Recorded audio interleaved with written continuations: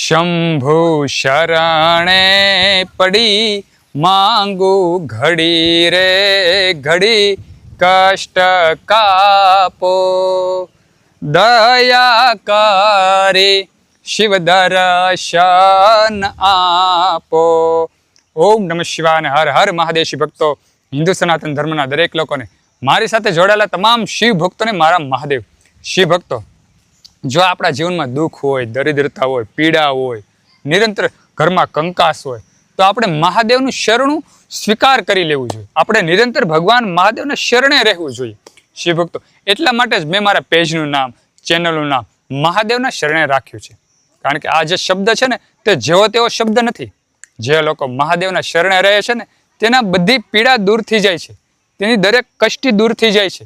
જે પણ ઓરતા હોય, જે પણ મનની ઈચ્છા હોય, તે ભગવાન મહાદેવ પૂર્ણ કરે છે. જે લોકો મહાદેવના શરણે રહે છે, એટલે જેટલા પણ દુઃખી હોય, આ કળીકાળમાં તો જો અસંખ્ય લોકો એવા હોય જ છે જે નિરંતર દુઃખ ભોગવતા હોય, નિરંતર ઘરમાં કંઈક ને કંઈક દુઃખ હોય, કંકાસ હોય, શરૂ જ રહેતું હોય.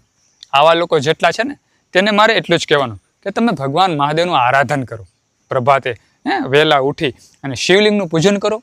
થોડાક બિલીપત્ર, 5 બિલીપત્ર, જા નહીં, ખાલી 5 બિલીપત્ર ભગવાન મહાદેવને અર્પણ કરો.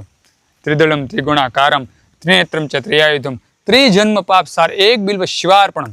આ બિલીપત્ર ચડાવવાના મંત્ર બોલતા બોલતા ભગવાન મહાદેવને બિલીપત્ર અર્પણ કરો. ખાલી 5 બિલીપત્ર, તો પણ તમારું કલ્યાણ થઈ જશે. 3 જન્મના પાપ નષ્ટ થઈ જશે. થોડાક એમ કહો કે એક જળના લોટાથી ભગવાન મહાદેવને અભિષેક કરો, દૂધથી અભિષેક કરો, એક જ્યોત, એક દીવડો ભગવાન મહાદેવ સમક્ષ પ્રગટ કરો. તમારે જીવનમાં ક્યારેય અંધારા નહીં રહે, હંમેશા ઉજાસ અને ઉજાસ જ રહેશે. જો આપણે ભગવાન મહાદેવ સમક્ષ એક જ્યોત પ્રગટ કરીએ, એટલે જેટલા પણ દુઃખી છે ને, તેને ખાસ એટલું જ કહેવાનું કે તમે નિરંતર મહાદેવના શરણે રહો. આખો દિવસ નહીં, ખાલી 2 સમય, પ્રભાત અને સંધ્યાકાળ. પ્રભાત અને સંધ્યાકાળ શિવ નામ રટી લેવું. સંધ્યાકાળ થાય એટલે શિવ શક્તિનું સ્મરણ કરો, શિવ શક્તિને યાદ કરો, જગતના માતા પિતાને યાદ કરો. તમારું કલ્યાણ થશે, તમારા આવતા દિવસો થઈ જશે. તમારો દુઃખ ધીમે ધીમે નષ્ટ થઈ જશે અને ધીમે ધીમે તમારું જીવન સુખ તરફ ગતિ કરવા મળશે. જો તમે ભગવાન મહાદેવના શરણે હશો તો.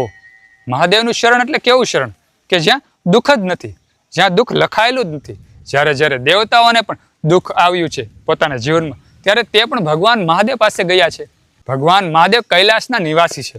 જેટલા પણ દેવતાઓને દુઃખ પડ્યું ને, ત્યારે તે કૈલાસ તરફ પ્રયાણ કરે છે, શિવ પાસે જાય છે અને ભગવાન મહાદેવને પ્રાર્થના કરે છે કે હે મહાદેવ, અમારા જીવનમાં કષ્ટી પડી છે, હે મહાદેવ અમારા દુઃખ દૂર કરો.